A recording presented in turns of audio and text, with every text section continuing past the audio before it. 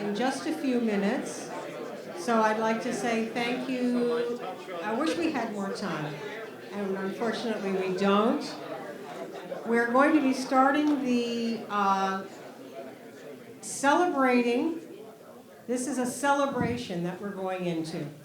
We are celebrating the lives and legacies of 4 very, very, very special people among our special community. We are celebrating Al Denman, Katy Jako, Jimmy Williams, and Karen Shirley. I would like, if the families would like to come towards the front, that's fine. We are welcome. If the families wish to stay where they are, you don't have to move. But this is a celebration. Hello, everybody. Hello. Welcome to a celebration of 4 Antioch gems. Good afternoon. Okay. One of the first things I'd like to say is that anybody who spends some time at Antioch College, or whether you work in admissions or whether you're faculty or staff, if you work here a long time or you're a lifer, it's kind of like being in a river of people. And years ago, when students are looking to do experiential things, one student once asked me to do like a little mini documentary. So they said, "What's it like to work at Antioch College?"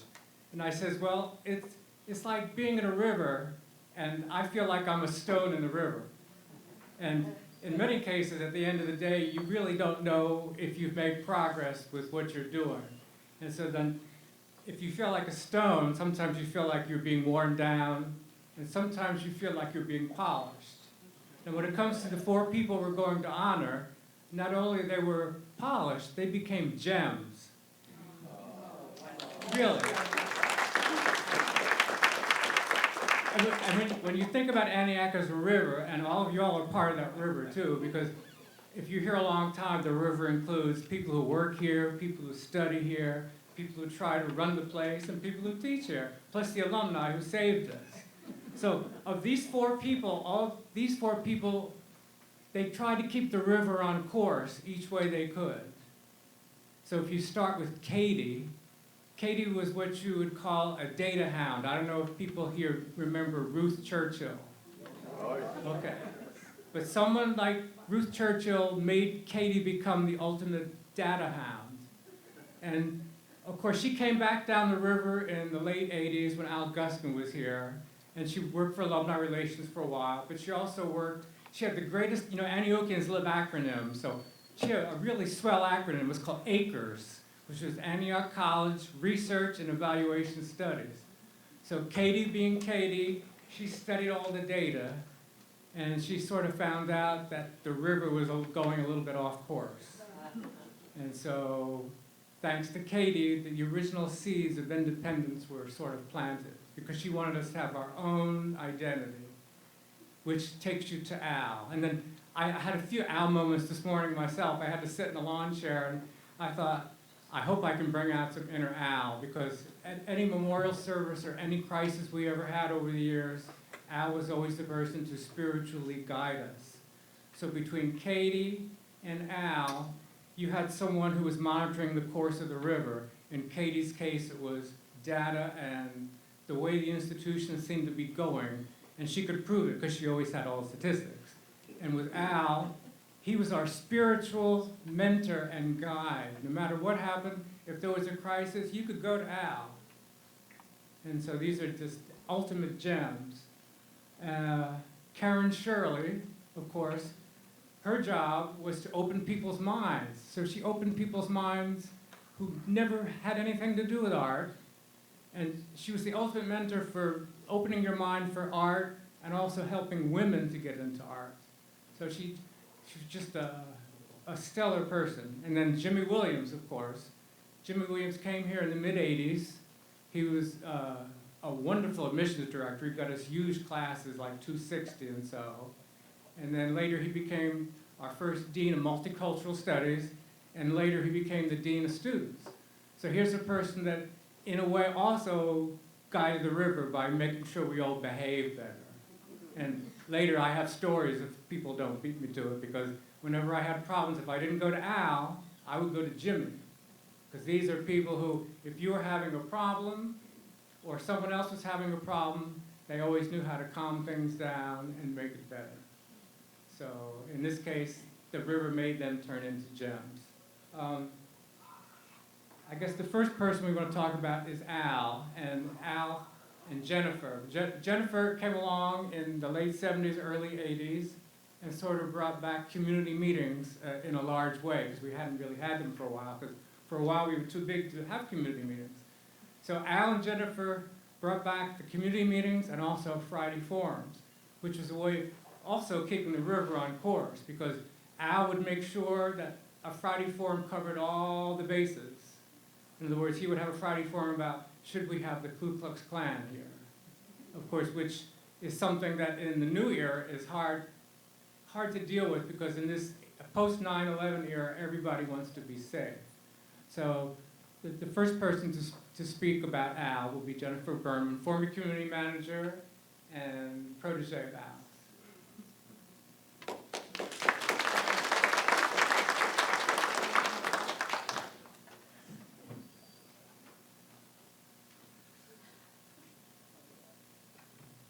Thank you, Duffy. That was a beautiful introduction, and if I had time, I would now rewrite part of my story, but I can't.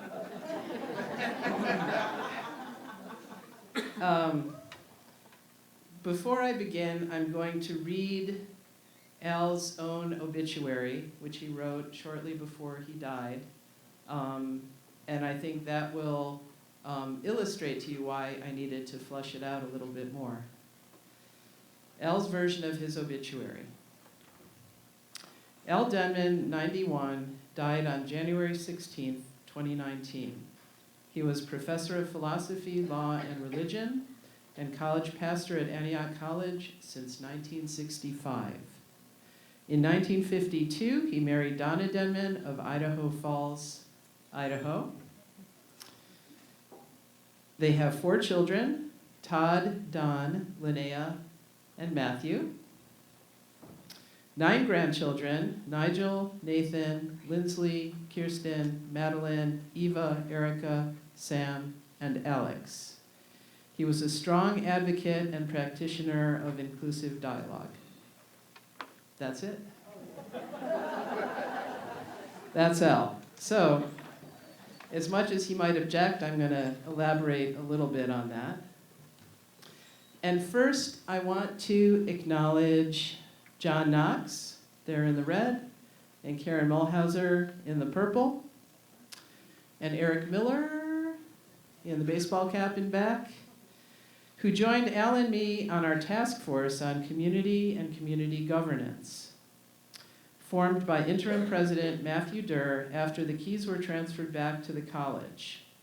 I don't think there are, but are there other task force members here? Levi? Avery? No? Okay. It was really the best task force ever, with community managers and other passionate Antiochians discussing the quintessence of this beloved place. Matthew had asked Al and me to convene a group to think about essentially what constituted Antioch's soul. What of Antioch's past needed to be here in order for Antioch to be in order for Antioch to be Antioch when it reopened. Wally Sykes, Tendaji Ganges, and Jewel Graham were also on that committee, and they all beat Al to the great stoop in the sky. And Edie Seashore, thank you, Karen. Al had an unusual habit, at least to me, of quoting himself when students and faculty asked him for recommendations. He'd start off with a quick compliment and then write something like, "Here's what I said in Sam's 3rd Doubt, Belief, and Knowledge paper about his keen intellect." So following Al's model, here's what I said about Al, with a couple revisions at his memorial at the Presbyterian Church in March. Al was my magical and deeply good friend, mentor, and one of the most important people in my life. At a time when many people at Antioch were seen with what the musician John Prine called the illegal smile, Al was just perpetually high on life. He almost literally lit up when he saw one of his students. Like many Antiochians, I dare say, I was a misfit in my high school community, and seeing Al's love beaming toward me was a gift that I'll never forget. He was a consummate and joyous teacher, the kind that taught by asking questions and never made you feel dumb for asking dumb questions. Al made you own your own education well before it was Antioch's tagline. If you disagreed with the author of a book, for example, he had you write a letter to the author as part of your work in the class. I remember sheepishly sending my screed to a philosopher about her sloppy stance on nonviolence. Al taught us the important lesson: if you're not comfortable airing your criticism of someone to her face, you have a disconnect that you need to fix. Too bad he isn't teaching now, when students are even further removed from their targets because of all of the underground, unaccountable chatter and worse in social media. As a teacher, Al was passionate about authentic, student-driven, respectful dialogue at a time when Antioch was fairly crazed with identity politics. David Jordan and I used to call him the just one. He took honor and respect and diversity of opinion seriously. His Friday forums were legendary for their heterogeneity of viewpoints matched with mandated decency from the audience. Not suppressing one's views, but decency in their expression. Al had some formidable ideological detractors at Antioch during contentious times, but he steadfastly stood his ground, reminding me of the powerful image of the lone brave protester in front of the tank at Tiananmen Square. He had truth on his side, come what may. In fact, Katy Jako, whom we will honor in a few minutes, tenaciously teamed up with Al in his call for an independent Antioch college in the late 1980s, way before the entire college galvanized behind that idea in the mid-2000s.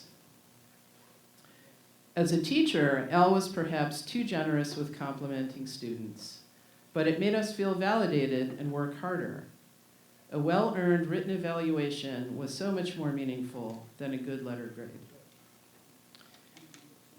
Al reminded me of Rudyard Kipling's insatiably curious elephant child, and he remained that way until he lost the ability to speak the day before he died. In fact, he was probably still curious, but couldn't speak. He was fascinated by his own process of wasting away as he refused food or drink. He wanted to see photographs of his rib cage after weeks of fasting. Even in his weak state, he would not fail to ask questions of me and my family with genuine interest and compassion. One of my favorite last moments with Al is as follows. We were sitting around the kitchen table, which it took a while for Al to get to from the bedroom, which says something about how his Parkinson's had affected his previously athletic lifestyle. Donna said that she felt guilty for asking Al to stay alive beyond Al's ideal timeline, but now she was willing to let him go. She understood that he really was ready to die. Donna was giving Al permission. Al lifted his two weak fists straight in the air, shook them above his head with all his might, and shouted, "Hooray!" After which Al and Donna shared a hearty laugh of recognition. We lost a moral giant with Al's departure. I am so grateful that I got more than my fair share of time with him. I will try in my own way to continue his work of making the world a better place while exercising the utmost in compassion and understanding of context. He and Donna's long and beautiful marriage modeled not a perfect relationship, because none are, but perhaps the best of what is humanly possible. Such respect and unending support for and interest in each other. My heart aches for Donna, but I know they wrung every ounce of their love out on each other and feel deeply satisfied with where things ended up. It's all one can do. Thank you.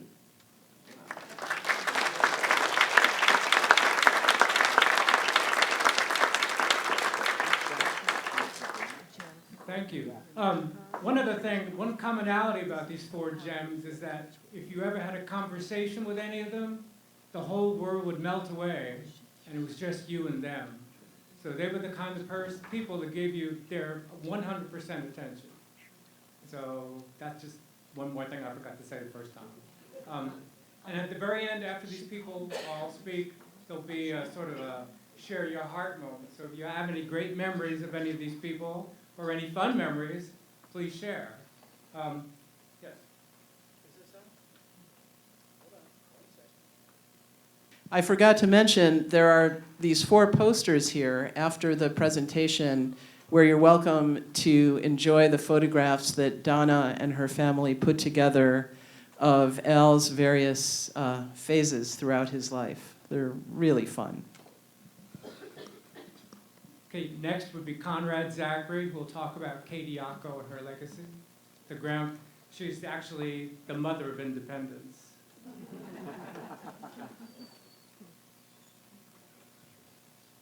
Good afternoon. I'm Conrad Zachary Jr., 1970, and I come to you thoroughly unprepared. I come to you thoroughly unprepared. I have made no notes, and this is all extemporaneous. When Karen Forright emailed me asking me to speak about Katy, I of course responded and said yes, but I had no idea that I was to be the main speaker. I thought we would be over at the Coretta Scott King building, it would be more intimate, and I would be one of many. And so I must apologize. I do want to say that I am terribly grateful to her brother Bob, whom I have no remembrance of meeting, for asking me to be the main speaker. And there are only 2 things that occur to me. I am the last surviving member of the Antioch Independence Fund in Yellow Springs. Hardy Trolander, former trustee, Connie Pellicudis, economics, Barry Hollister, political science, and Al Denman, philosophy and religion. And it may be that I was the last choice. I also wish to prove my friend and former professor, Bob Fogarty, wrong when he says that beware of an academic who says I will be brief. I am an academic. I teach at Central State. Therefore, I am an academic, and I shall be brief. This is a confession.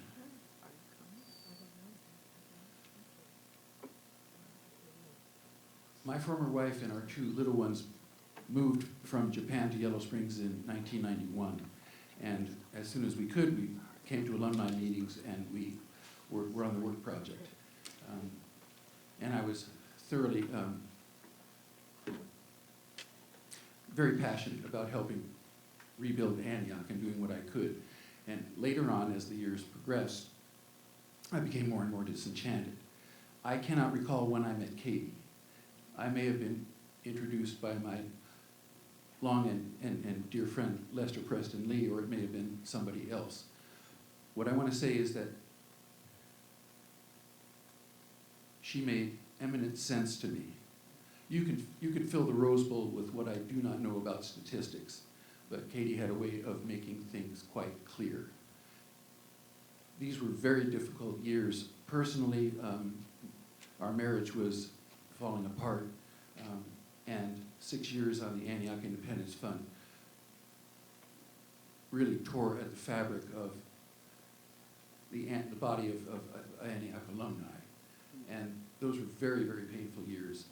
And the truth is, I repressed a lot of the memories of those years, and thus, in a sense, am not qualified to speak. I will speak more about Karen Shirley later on from the heart, and it will make more sense to you. But we all owe an enormous and eternal debt of gratitude to Katy for the analysis she did and for the leadership that she provided The Antioch Independence Fund failed in one sense. We raised $2.2 million. It was not enough to buy the college back from the university, but in fact, it laid the foundation for later success. And I am very proud of what we did accomplish. And I'm very grateful to have been asked to speak. And I ask your indulgence, and I want to say thank you.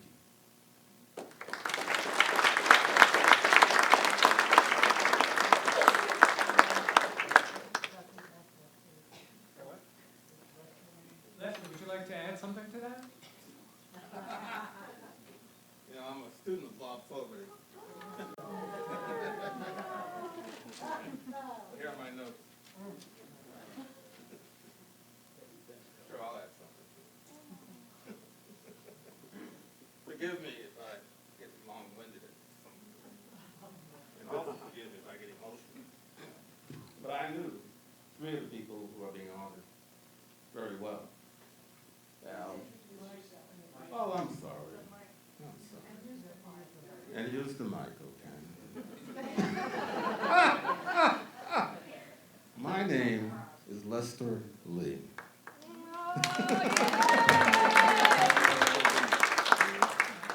I always tell people sometimes, not all the time, that I had 3 births. First one was when I came into the world as an African American in 1949. The second birth was when I became a member of the National Baptist Convention in 1964. The third birth happened in 1972 when I graduated from Antioch College and became an Antiochian and have been one for 47 years. 47 years. And so that leads me into what I call sometimes the sacred world of Antiochians. And what do I mean by the sacred world? I mean the world in which we have managed to balance memory and imagination together and to pursue our dreams, to turn our dreams, our actions, or dreams into action. And that leads me into a brief comment about the three people I knew very well. Karen Shirley was a very, very generous person, a generous colleague, and I really enjoyed knowing her. And Michael, I say to you, with all my heart, the love you two shared was supreme. Really was supreme. I knew both of you very well. Al, my heart wept this past March when I learned of his passing. Al was my college pastor. I have no problem saying that. He always was my college pastor. He was also my colleague. We were also good friends. We also served on the AIF board together. And in the last year, I last saw Al 2 years ago. And we started another kind of relationship, got very close to becoming collaborators. And then he wrote me this note saying how ill he was. And then I learned about the illness and I really wept. It was very, very painful. Al introduced me to Katy. And over the years, I got to know Katy very well in terms of what she was doing. Now, I know you folks call her the mother of independence, okay? She wasn't the mother of independence. She was our Esther, for those who know the Bible, okay? She was our Esther. And what she did for us, she didn't go to the king, she went to the alumni. And she knew that the alumni of Antioch College was the moral conscience of the institution. And that's what Katy was doing. And she always said, going back to her days as a person involved with numbers, when you have a problem, what are the facts? What are the numbers? When they argue with you, give them the numbers. And that was what she was talking about as she saw the college in decline. And I said to Conrad the other night, a couple of days ago, if you really want to know Katy, go back to the Burton Clock book about the distinctive college, which he wrote about Antioch, Swarthmore, and Reed, and you would know what she was about, because she was one of the lead researchers in that work. She got her PhD from University of California. She graduated from Antioch in 1954, but she was one of the lead persons in that. And she was a very she put together a really good group. It was Al Denman, it was Katy, it was Carrie Baldwin in Yellow Springs, it was Karen, of course. We used to fly in, Karen came in from Washington, I used to come in from Boston, and we would meet here every 3 months to talk about the college and what we had to do and how we could move it. And what we also, again, this is important, you talk about the sacred word of Antiochians. She knew Antiochians.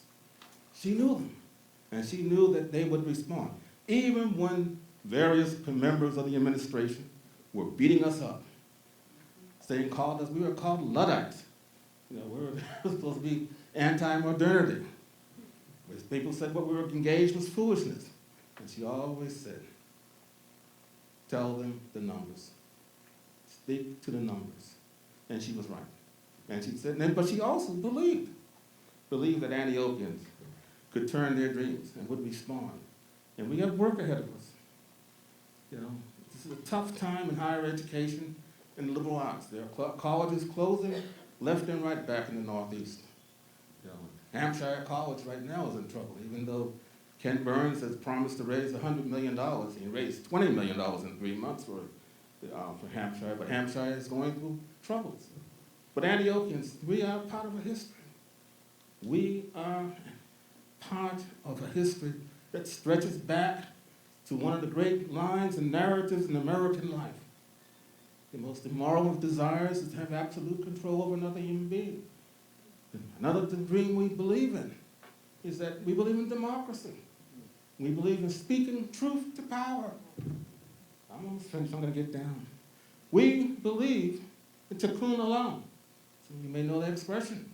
To heal the broken world. We talk about winning victories for humanity, but we are trying to heal. We try to do something very simple, in which we will continue to do until the end of the world, whenever that may be, if it ever happens.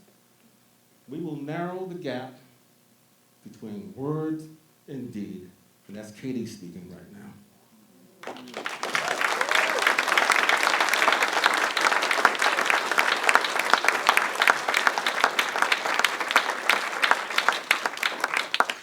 Thank you, Lester. Next, of course, do people in this room know who Joe Cali was? Well, not everybody earns a Joe name, but Karen, I forgot to say this when they had the the memorial service for Karen, but Karen actually had her own Joe Cali name. Joe's name for her was Shirley Karen. So she had to be somebody that was well loved by everybody. Plus, she was always in the library all the time. She always had a reading list on reserve that stayed there forever, which was Visa 110, everything you would want to know about pottery or Cha No Yu or anything. And it was like a big banquet. All you had to do was come and check something out, and she helped you get whatever serving you wanted. So with this, we'll bring it to Michael Jones. We'll talk about Shirley Karen.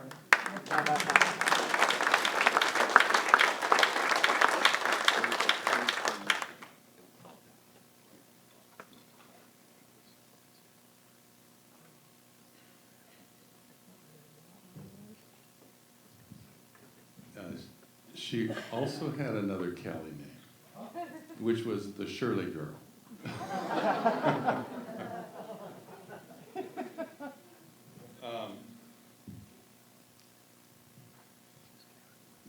There are a few stories to get this started. Karen was born in Belle Plaine, Iowa, which is a small town about 20 miles west of Iowa City, which is the home of the University of Iowa. It's right smack dab in the middle of Grant Wood country. And if you've looked at Grant Wood paintings, you see the landscape. It's a voluptuous rolling hills with fence rows that go up one hill and down another. I thought they were cartoons he had invented. He was just painting from nature. The landscape is a dead ringer for his paintings, and vice versa. Now, he was a regionalist, and in his artwork, Grant Wood sought to identify and celebrate the homeland of certain people of the heartland and their character. Their character is simple, direct, honest, resilient, and fair. And that was Karen to a T. So she grew up in that environment and was a typical Midwesterner. She applied to the University of Iowa and was accepted to go to nursing school, and paid her dorm room deposit, was all set, and got a call from a young woman who was also entering and was to be her roommate, and said, well, my family and I are driving to Minnesota, and we would come through your, the family had moved to Algona in north central Iowa. We would go right by Algona. How about if we stop and you and I meet and get to know each other? And Karen thought that was a great idea, and so that plan was made, and the family arrived, and then this young woman and Karen went off to chit-chat, and everybody had tea, and then they got in their car and they went on to Minnesota. And when the car went around the block and was out of sight, Karen looked at her mother and she said, I can't do this.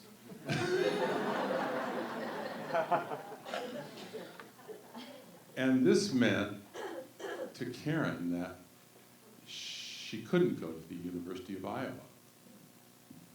She didn't think about getting a different roommate, you know. And she went to her guidance counselor, and the woman said, okay, there's a book on the shelf, get it down. It was the Scholastic Aptitude catalog of institutions, and she sat down and started with the A's, and came to this school, Antioch, which had this work-study program, co-op, and she knew she would have to earn some money. She thought, well, this is it. She's late in the game. She applies, okay? But in that day, the majority of students were coming from New York, Connecticut, and New Jersey. And so she was a minority candidate and was accepted instantly, okay, in order to achieve some kind of cultural diversity, okay? And she arrives, her brother drove her here, and they get out, and there are all these curious people walking around in campus on, what? Oh, I hit a button. I'm sorry. Can you get it? And there are all these people, male students in beards and sandals, and at the same time was the Shakespeare productions, and she thought these were actors in the plays. And her brother, who had driven her to campus, didn't care. He couldn't get away fast enough. And so there she is, and she finished the term, and Shakespeare ended, but the beards and the sandals remained.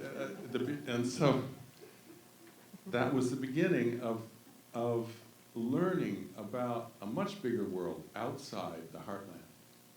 And she had the good fortune to take a couple of classes from Keith McGarry, who had really keen interest in Buddhism and Asian ideas, in addition to experimental activity happening in the arts, from John Cage across to Robert Rauschenberg.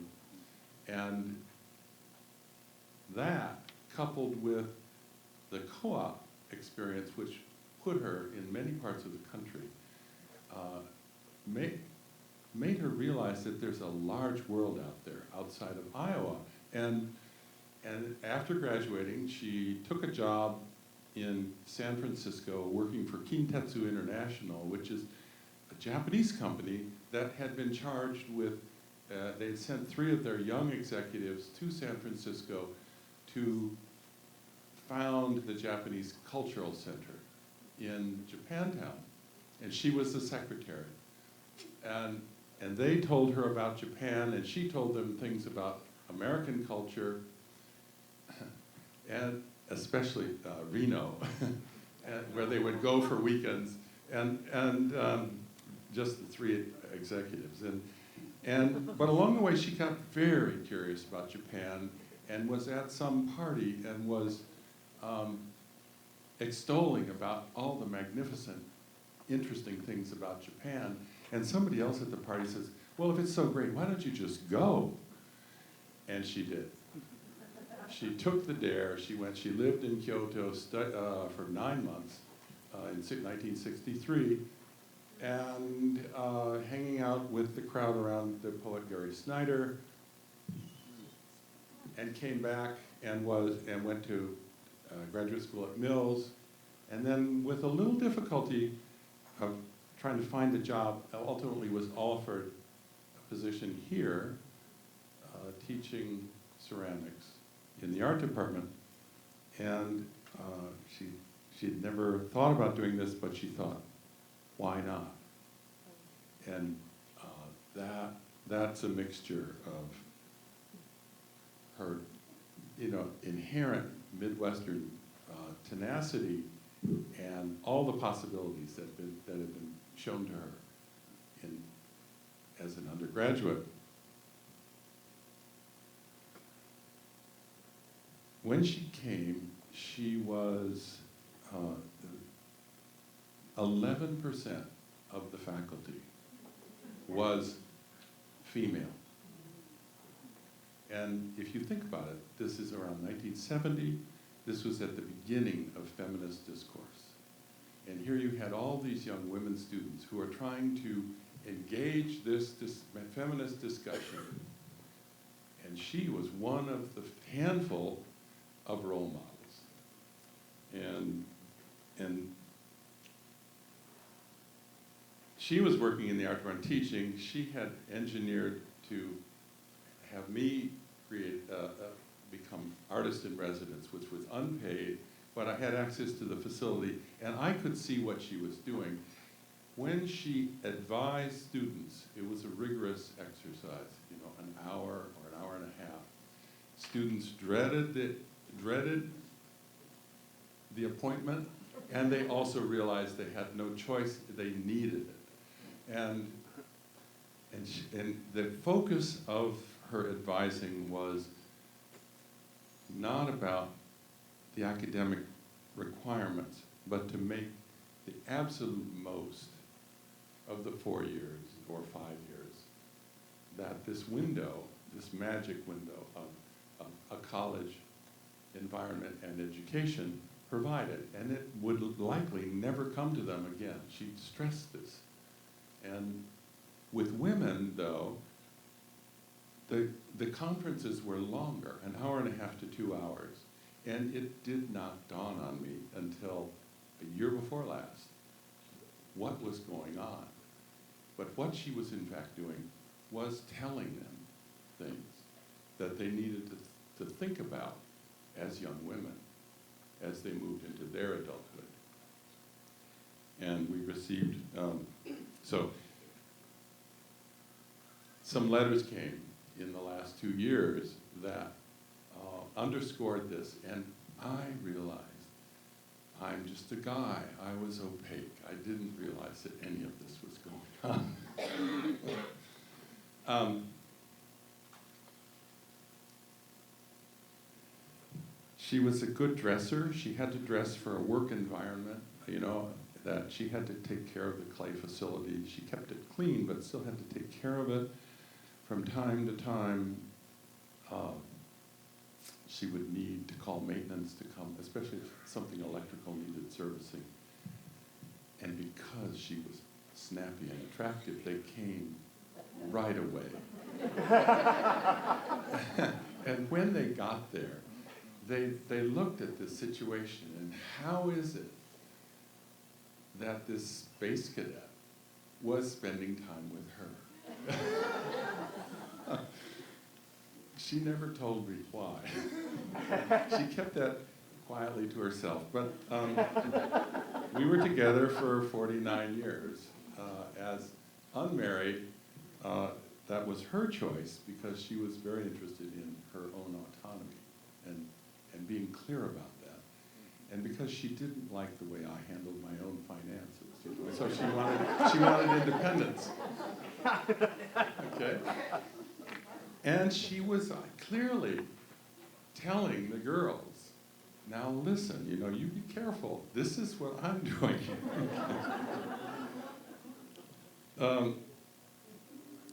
And then times got difficult. The 70s were an absolute heyday, and even when the money, when budgetary problems started to loom, it was still a lively, robust place. And each year, from the mid-70s onward, the budget would get trimmed, and she would be offered, you know, she confronted with a budget that was 10%, usually 10% less each year. And every year in the spring, she would ask, is there something, is there still something worthwhile doing here? That was the first question, and the answer was consistently yes. And then she would put her head down and figure out how to make it happen in a way that nobody really noticed. She had to order materials, you know, she had a chunk of money that had to be spent very wisely. And that moved through the 70s and 80s and into the 90s, and the return on her investment of time became leaner. And finally, in 1998, the answer to that question, the first question, was no. And she took early retirement. She was really straight with everybody, including herself. Okay? And so then, for the next 20 years, we were here at ground zero watching the college continue to decline, and then the plug gets pulled, and then the revival attempts and agenda kicks into gear, and it was terribly painful for Karen to watch all of this, to watch the decline and to watch the ways in which people were fumbling with what to do because they didn't have knowledge and they weren't consulting the handful of faculty members who had direct knowledge of what you do at a place like Antioch to actually make it real. And it isn't pouring on the workload in the classroom, okay? It wasn't ever that. When some of the new students were enrolled, we had a couple over for dinner, and I asked them, how much time do you have, how many hours a week do you have for creative play? And the one girl said, 0. I mentioned this to Tim Barrett, who many of you know about, MacArthur Fellow, and he was appalled. He said, creative play? I'd say 50% of what I learned at Antioch was from creative play. Okay? So, and the faculty, the new faculty, they were young. They thought that in order to be responsible, and this is to their credit, they should pour on the workload, okay? And the students didn't have time for this other way of learning. I think that's a bit better, but I think it's still a problem. And the other thing is that these new faculty were accustomed to an academic environment that uses grades as a spur to get students to learn and as a way to measure their accomplishments. So I went to this year's commencement, and there was a small group that were graduating, but there were a number that were noted as cum laude or magna cum laude or summa cum laude, okay? This was never in the programs at graduation in the older Antioch, because there was no way to articulate a GPA. There were no grades. And I talked to one alum who lives in a Barry D, originally now Barry Montishaw. She said, right, how can you quantify learning? You can't quantify it. Or Michael Caselli, who argues heatedly that grades make learning punitive. So, and Karen totally agreed with Michael on that. And so these were some of the things that were very difficult for her to watch as the new cadre of faculty moved in, and not once did they try to avail themselves of some of the wisdom of the living Antioch faculty, who, when the college was closed, numbered about 12. Now it's 5. Okay? And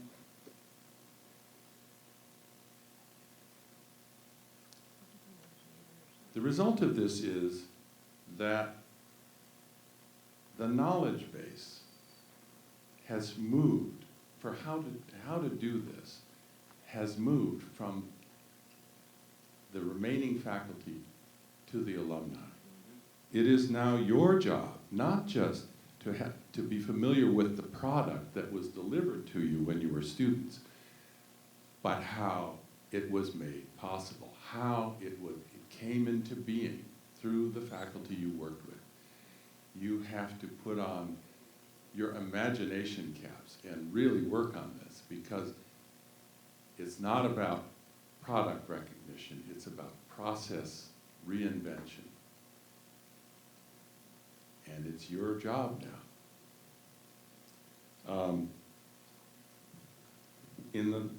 Karen had lymphoma. She was thoroughly courageous through all of it, and had a relapse after rigorous chemotherapy at the outset, and a bone marrow transplant, and all of that. She handled all of that with great tenacity and courage. And then there was a lumbar puncture in late 2017, which found lymphoma material in her brain, and that led to a terminal prognosis, which was said to, in early 2018, be weeks. And so she didn't know if she would reach her 80th birthday that February. But she did, and right about that time, a letter came from an alum living in Florida who had been an art major, but had many life shifts. She had his husband, had a daughter, the marriage broke up, she had to deal with that, then she had breast cancer, she then started to study, she became a massage therapist, then studied how to treat cancer, particularly became a 5-element acupuncturist, eventually earning a doctorate in medical Qigong, and she still continues to learn and grow. Karen, this came as an email, and Karen couldn't stand to read off a computer screen, and so I had to read it to her, and I couldn't keep my composure, because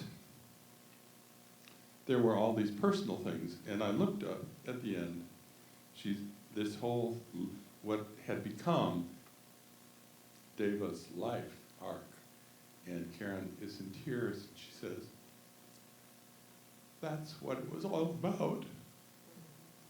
In other words, being part of an enterprise that offers an educational opportunity that can make students prepared to understand the world they're in and also be intellectually and spiritually resilient and nimble. It's particularly important now because it's said that people that are growing up now, they will have 6 to 7 significant chapters in their life career, and it won't necessarily be in one field. Karen argued vociferously to me, she wasn't talking to anybody else, I got it all, that Antioch did it best. It was a combination of an experimental approach to the classic liberal arts canon, as opposed to how Oberlin does it, okay? That different approach, the co-op experience, foreign travel, but at its heart, liberal arts, which teaches you, the liberal arts especially, the material in philosophy and the arts, which teach you how to engage shades of gray. It's no longer binary, it's no longer black and white. Williams College is hip to this. They offer a summer seminar for managers, mid-level managers who want to become upper-level managers. These are people who are really good at dealing with black and white. They have to learn how to deal with gray. It's a summer seminar. It's well attended. Okay? What do they get? What are they offered as coursework?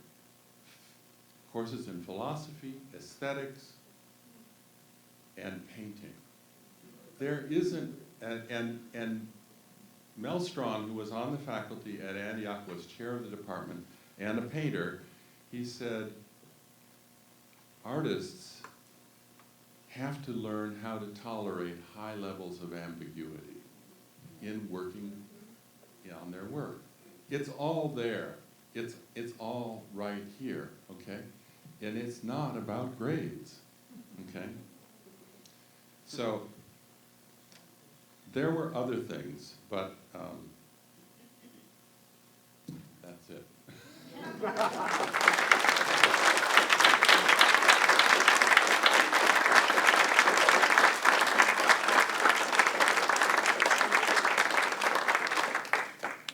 Thank you.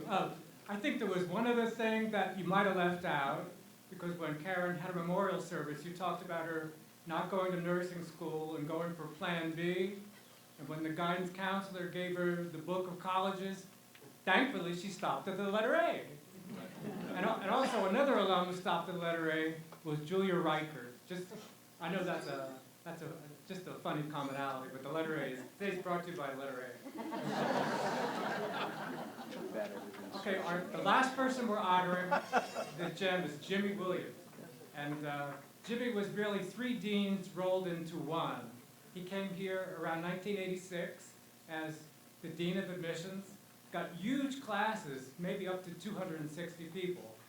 And later he became our first Dean of Multicultural Affairs, and then he became the Dean of Students. So he actually had students come here and follow them all the way through and mentor them. So a person who knows a little bit about Jimmy would be Shane. Shane is next. And then after that, we'll try to share some stories.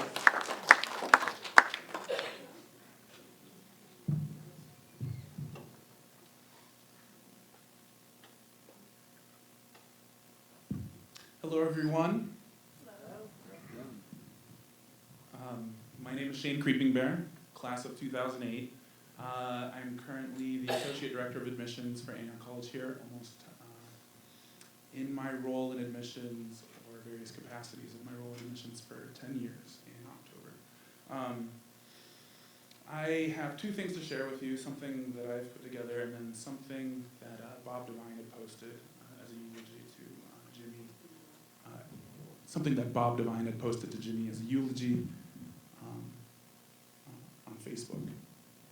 And I tried to use it to draw some inspiration for what I was wanting to articulate, but there was too much packed into it and too well composed. So I'm going to share both of them with you. As many of you know, and for those who might not know, Jimmy Williams was a pillar at Antioch College. He had a tremendous capacity for love, and this is what is reflected by the work he accomplished and by the people who remember him. Jimmy took on many roles as an administrator here, from Dean of Admissions to Dean of Multicultural Affairs to Dean of Students. He was even invited by the college in 2008 to be the last commencement speaker prior to closure. He jokes in his commencement speech, "Only at Antioch can you be fired and invited to be commencement speaker in the same year." It was a powerful speech, and I do encourage and invite all of you to go watch it. It's on YouTube, and revisit it. Jimmy loved this place. He loved Antioch College. He considered it sacred ground, and he wore his connection to our institution as a badge of honor. There are many things that stood out about Jimmy. He was respected by the staff, faculty, and in particular the students. Jimmy was first and foremost a student advocate. This is the root of what garnered him the respect of the student body. Jimmy advocated for the racialized student body when no one else would. He anticipated the needs of the student body, and he reflected the concerns of those students to the administration. He was an ethical leader. He embodied the purpose of Antioch College.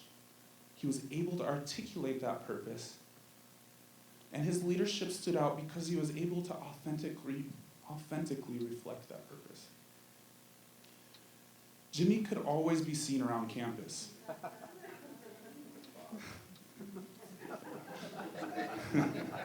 That's the crew right there. He was always at events. He was always talking to students, checking in with them, hearing their concerns. Once Jimmy camped out in a car out front of West because there were reports of a man stalking women on campus. He didn't have to do this, but it was important to him that the women on our campus were safe and felt safe. He recognized that this is not an easy place to exist. He knew Antioch was tough, and he championed the students who had the audacity to exist here. My own experience with Jimmy spans almost 18 years. He even offered me mentorship when I was new to the field in higher ed and admissions. I've always felt like I could trust him. In 2003, I left Antioch for some time because I had a business hold on my account, which didn't let me register for classes. So I was like, peace, I'm out. Almost 2 years later, I came back on a whim just to visit campus. He was the first to invite me back in. He asked what he could do to get me through the business hold and what could get me registered. It truly made me feel valued. So I decided I needed to come back. I worked in the cafeteria for a year while trying to pay off my business hold, my debt to the business office, all while squatting on campus. I put up one hell of a ruse, though. I audited courses, I complained about finals, and went to my daily Fwispy job, which was actually a real job. I fooled everybody, but I knew the Dean of Students, Jimmy Williams, the man himself, could not be fooled so easily. Every time I saw him, coming around the corner, I would slowly fade into the shadows.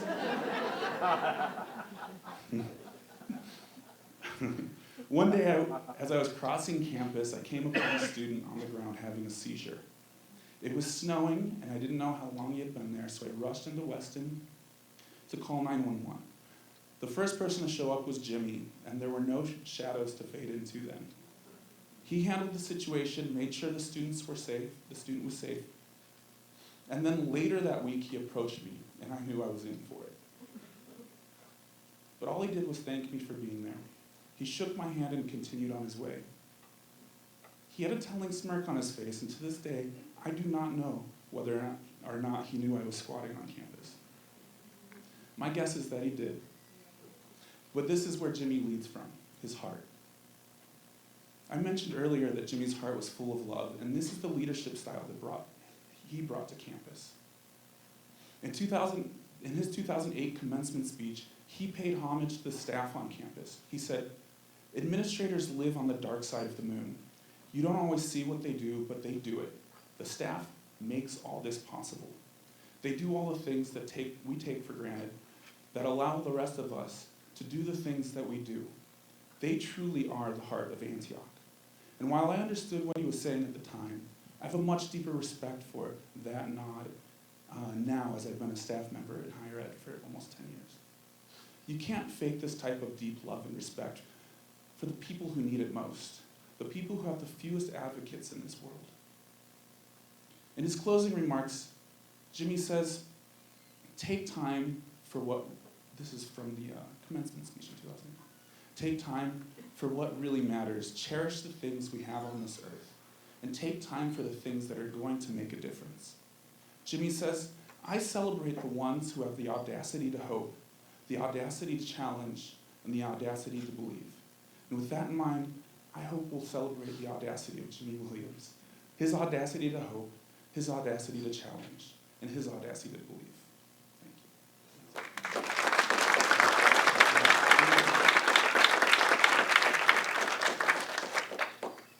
Now we'll read the post that Bob Devine made. So, when I was appointed Antioch's president in 1995, the first thing I did was to name Jimmy Williams the Dean of Multicultural Affairs. Jimmy had led admissions for years, and in an administrative shuffle, he had been foolishly pushed aside. I'd watched him produce the largest classes in Antioch's history for a number of years. What was more significant was that Jimmy did not just admit these students, he continued to shepherd them through their Antioch careers. He knew so many of them so well, and the classes he brought in relied on his guidance and support and continued to seek him out. He served as a mentor, advisor, and counselor to generations of Antioch students. He was honest, he trusted them, he cared, and students sensed that instantly. At the time, the college was facing severe retention issues and had experienced some serious racial tensions. Jimmy and the newly hired Dean of Students, Scott Warren, were the key players in turning a 34% attrition rate into a 12% attrition rate. One of Jimmy's first acts in his new role was to drag Scott and I down to Mills, where the Third World Alliance space had been vandalized. You can't sit in your office and deal with this stuff, he told us. I asked him what we should do, and Jimmy educated me on the realities of undergraduate students. You get maintenance to clean this up and fix it today, he insisted. Students are smart, he continued, and they need to know that we understand and care about the impact of this nonsense on their lives. If we don't show whoever did this, that we don't tolerate this stuff, they'll just do it again. Jimmy was a staunch advocate for being present and engaged, interacting with our students in a sincere and honest way, and being present in the community on a daily basis. Shadia Alvarez, our community manager, later called it management by walking around.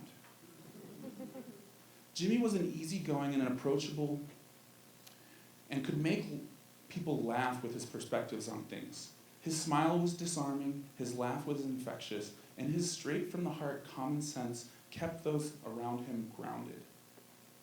On senior staff, he was often the glue that kept us together in a civil and collaborative manner. At the time, Jimmy could bring the thunder. At the same time, Jimmy could bring the thunder.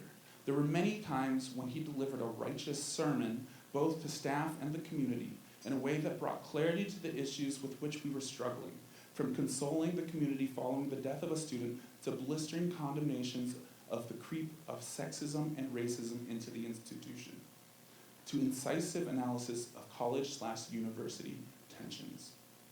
His integrity as a champion of our students and our admission, and of moral and ethical standards, was unimpeachable.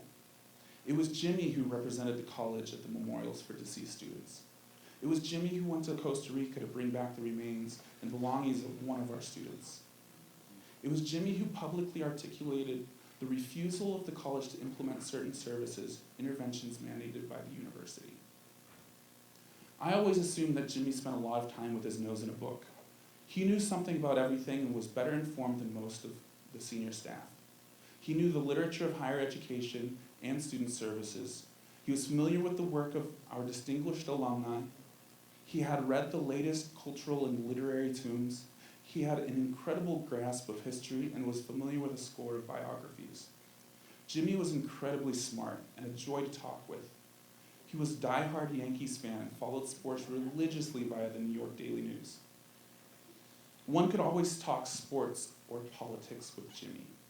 I had grown up idolizing Satchel Paige, and as a result, Jimmy and I ended up sharing many wonderful conversations about Cool Papa Bell, Rube Foster, the Kansas City Monarchs, the Homestead Grays, the Pittsburgh Crawfords, and Negro League Baseball. Far beyond his undergraduate degree in American history from Middlebury, Jimmy's curiosity was a lifelong preoccupation, and he fully lived up to the liberal arts ideal of being a lifelong learner. Fortunately, for all his students and colleagues, Jimmy was an excellent teacher and mentor, and he passed his curiosity to generations of Antioch students. Jimmy was a Renaissance man, an exemplar of everything we valued in an Antioch education. He was kind and a generous man with a commitment to social justice who made a tremendous difference in so many Antioch lives. He mentored students and staff to find their better angels and cultivated students to be leaders and to make a difference in their lives. He made a huge difference in my life as a colleague, as a mentor, and as a friend. And I just can't imagine a world without Jimmy in it.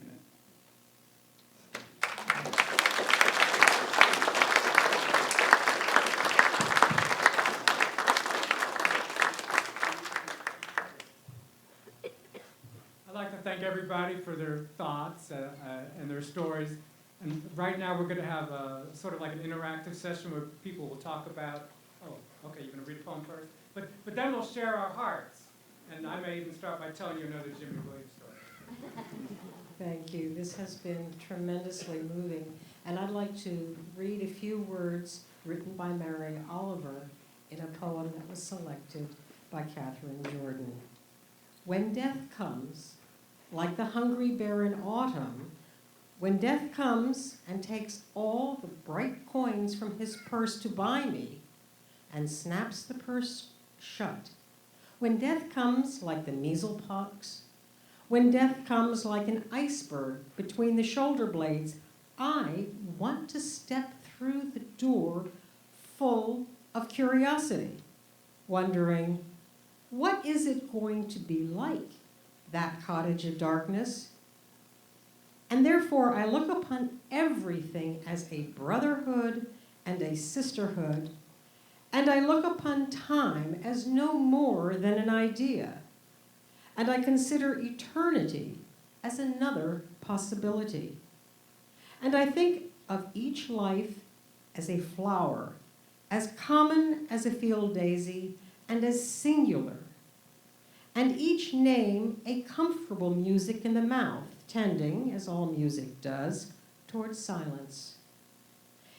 And each body a lion of courage and something precious to the earth. When it's over, I want to say all my life I was a bride, married to amazement. I was the bridegroom, taking the world into my arms. When it's over, I don't want to wonder if I have made of my life something particular and real. I don't want to find myself sighing and frightened or full of argument. I don't want to wind up simply having visited this world.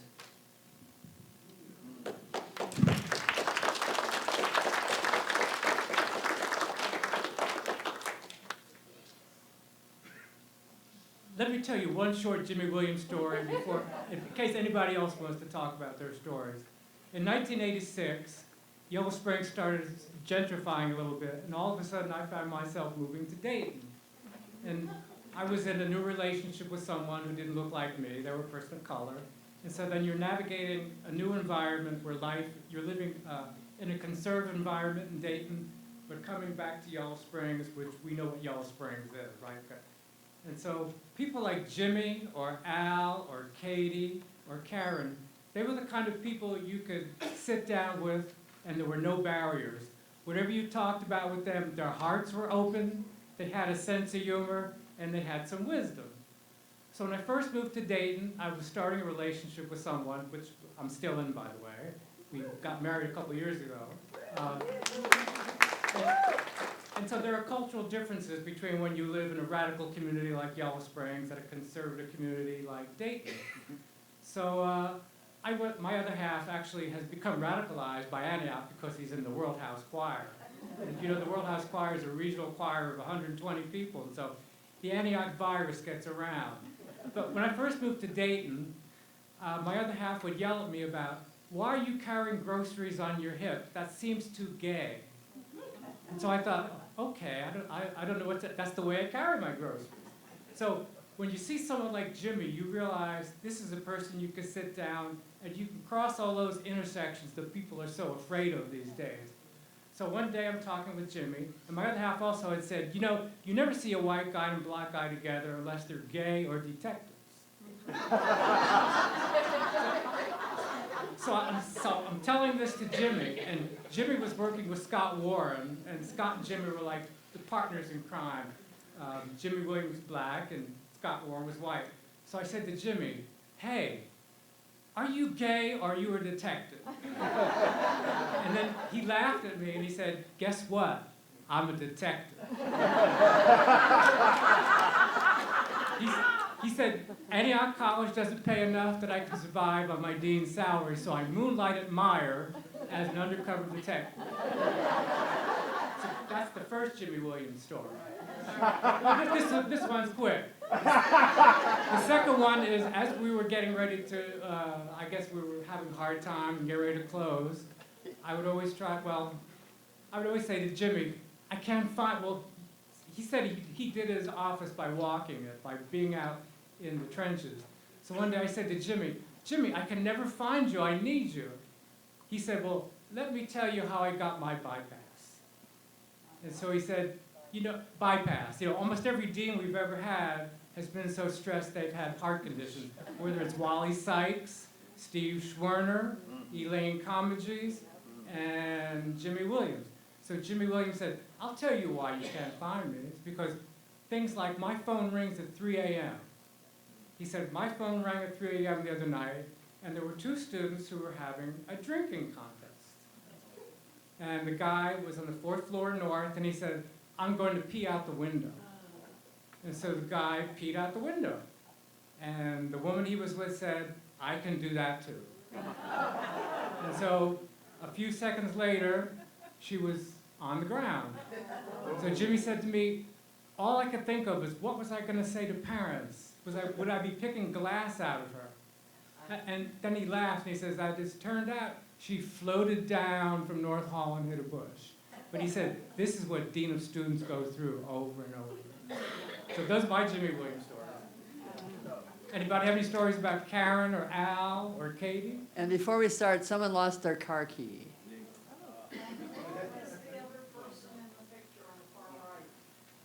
John Graham?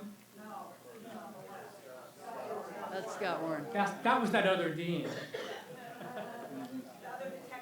All right. Who has a story?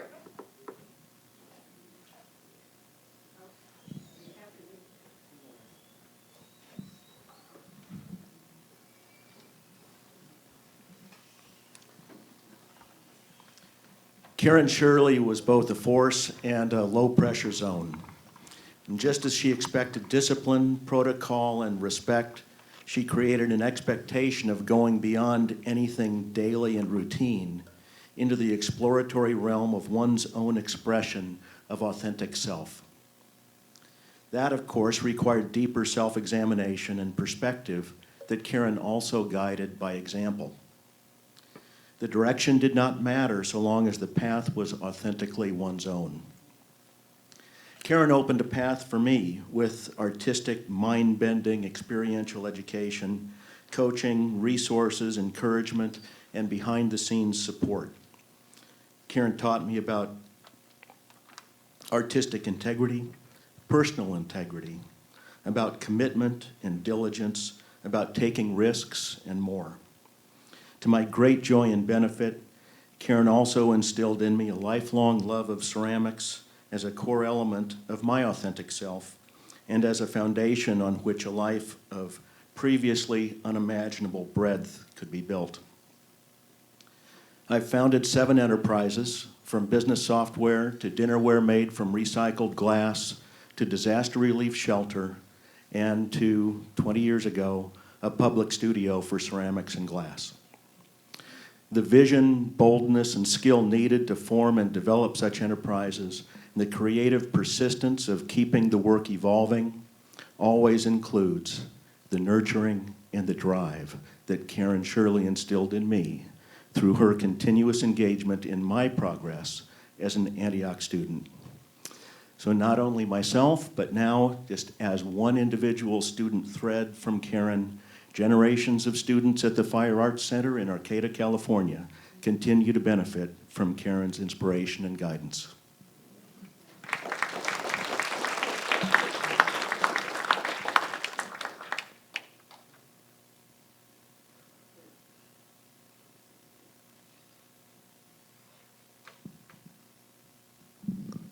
I'm Joan Stockton, class of 65, and I was not gifted with knowing the people except Al very briefly. And I only knew Al because he always ran our memorial services. And I always go. And it was just such a gift, the way he did them. We miss him.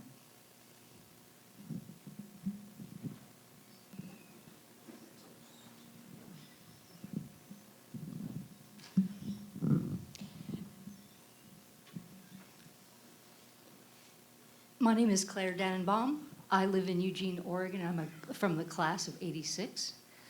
I'm going to just read. Hopefully I can make it through my page.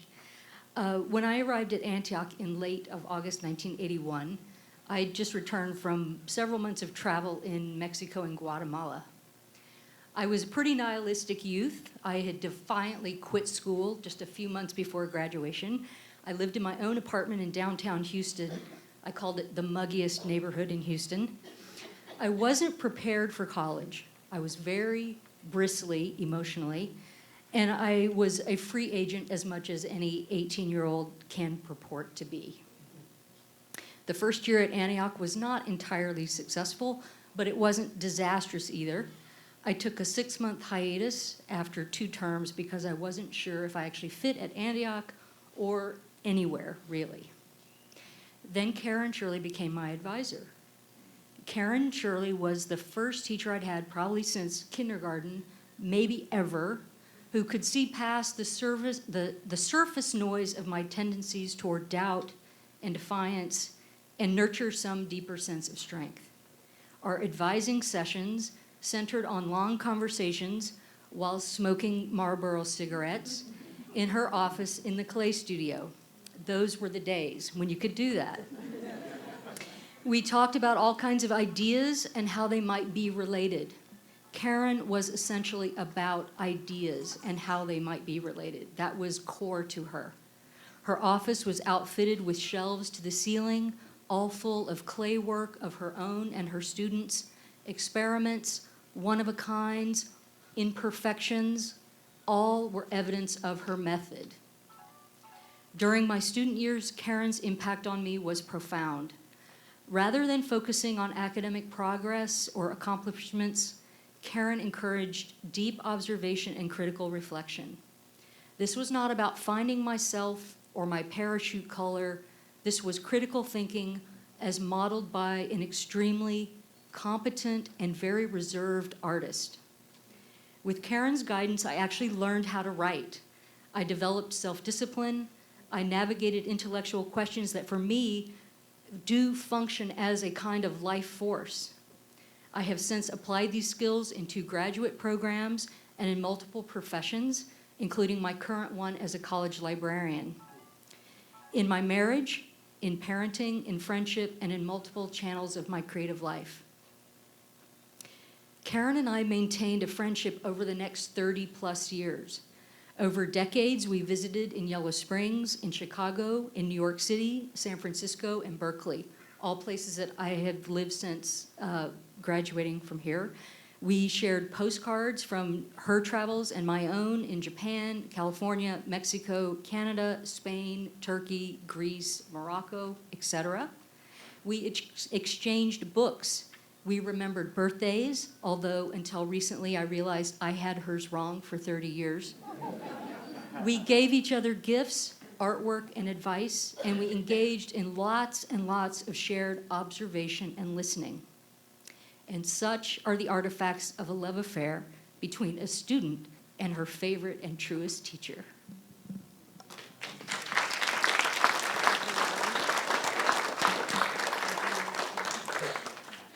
Hi, I'm Debbie Lee. I'm Jimmy Williams' sister, and this is Rena's sister, daughter, Rhonda Renee, Jason, the son-in-law, and Avril. All the girls have A's for their names, so it's confusing to me. So I just wanted to give a little anecdotal information about Jimmy, who was my Irish twin. The night before his interview at Antioch, he watched a Rod Sterling Twilight Zone episode. Okay. And he was an alum. And the episode that he saw actually showed Antioch. And Jimmy thought that was like a sign. Like I'm meant to be there. There's no way that I could have seen this episode the night before the interview or anything of that nature. So he really saw that as a sign that this was some positive energy that was directing him to move his family, young children, his wife, from Vermont, which was completely different than coming to Yellow Springs. But it was an enlightening event for him. He loved Antioch. Our family loved Yellow Springs. We loved Antioch as well. And Jimmy was the star in our family. There's 5 kids. There were 5 until Jimmy passed. And you know in families where people are always trying to guess who's the favorite? Jimmy was everybody's favorite. We didn't even dispute that with one another. We just knew that was the case because he was always so open and loving and always had a smile. So thank you.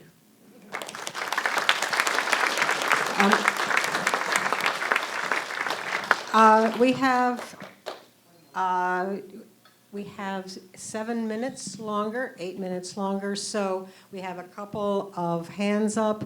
We're going to go back and forth, and I have one here, Catherine, first.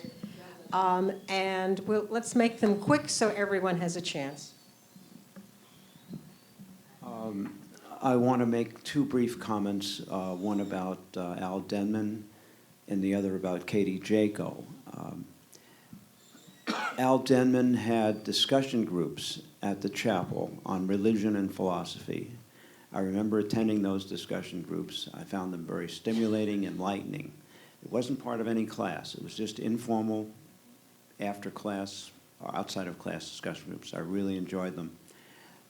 Katy Jako, I didn't know her personally, but I remember that her statistics, her analysis, her financial statistics and analysis relating to the university and the college were extremely informative and enlightening in terms of how the university was relating to the college and treating the college.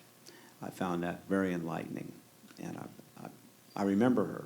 I remember her being her proposal and her activism to separate the college from the university.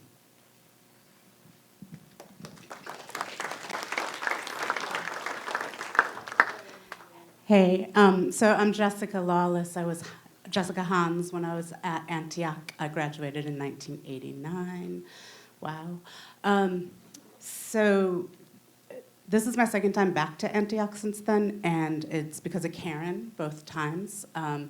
And as has been said, the profound impact that Karen had on my life has carried with me ever since. And as was being said, I could describe myself similarly, Claire.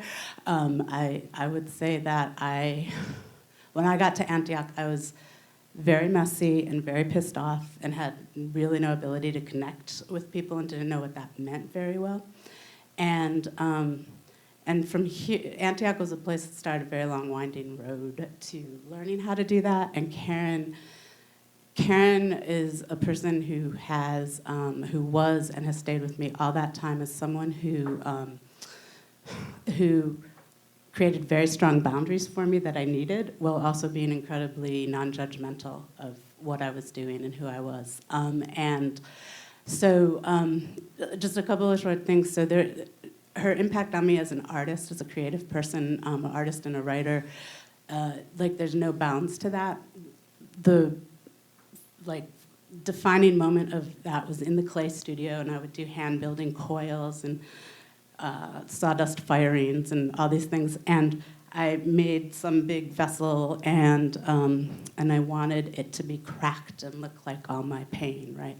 And so Karen just said to me, so then crack it, right? I was busy trying to make it look cracked.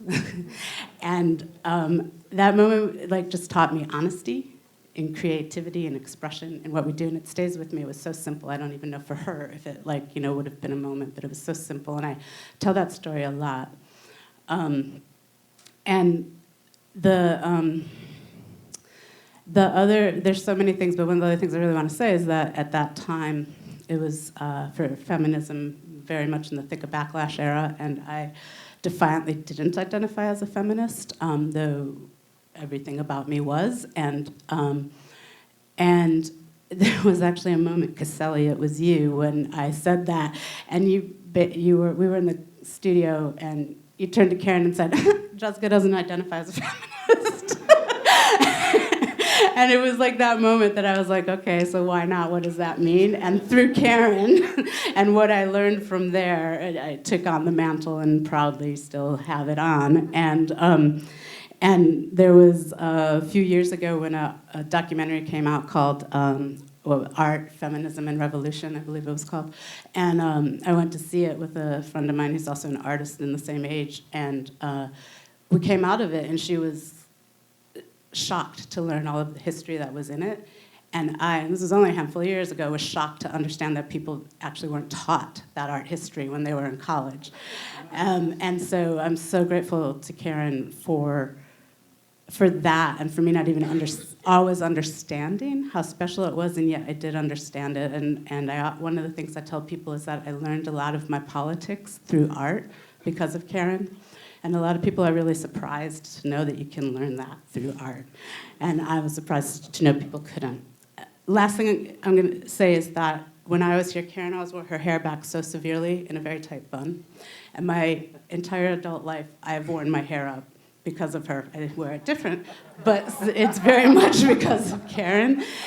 And Michael, you and Karen's relationship, and I know it wasn't that I was around so much, modeled something for me that I've carried through to the day. The fact that you didn't get married, the fact that you loved each other so much and lived as the artist you did has, I just want you to know how much that stayed with me in my life, and I thank you for that.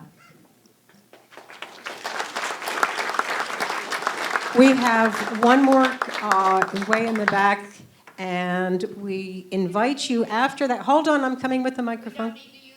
Yes, we do. Please. I can go fast. Here you are.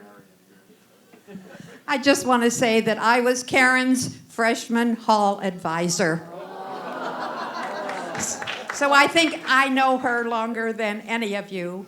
And after she progressed and did many of the same things I did, Taylor and I were married here at Antioch. We have spent our career in education at Muskingum, but we've never lost track of both Karen and dear Michael, and we love her, and there's no way we would not have been here today.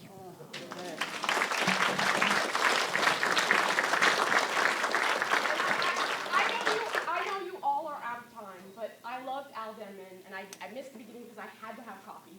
And I had to be here because I worked for all of the many jobs I've had since I've left Antioch. The thing that I did the longest, which I had forgotten Al Denman did all of the services, was be a bereavement coordinator for 5 years.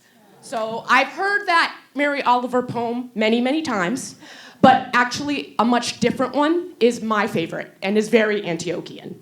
And I did not have a class with anyone but Al Denman, but Jimmy and I definitely had a very clear relationship because I had been put on by someone on the Community Standards Board being told that would be the best thing for my career, and little did I know that people would put a cross down the wrong way. So Jimmy and I did a lot of just basically, when he came on campus, just a lot of just smiling at each other.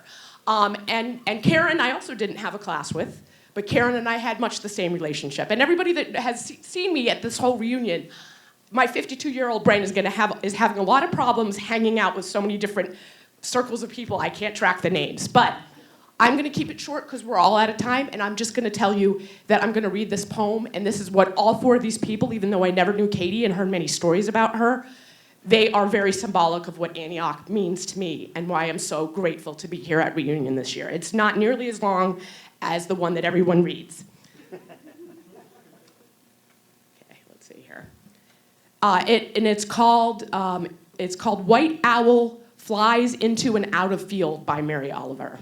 Coming down out of the freezing sky with its depths of light like an angel or a Buddha with wings, it was beautiful and accurate, striking the snow and whatever was there with a force that left the imprint of the tips of the wings 5 feet apart and the grabbing thrust of its feet and the indentation of what had been running through the white valleys of snow, and then it rose gracefully and flew back to the frozen marshes to lurk there like a little lighthouse in the blue shadows.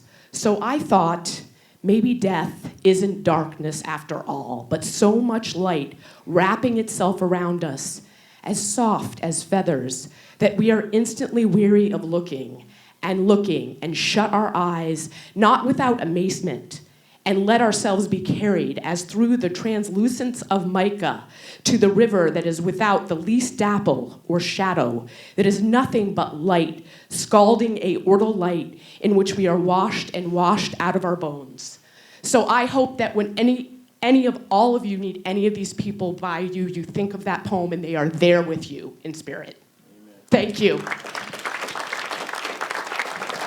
Thank you.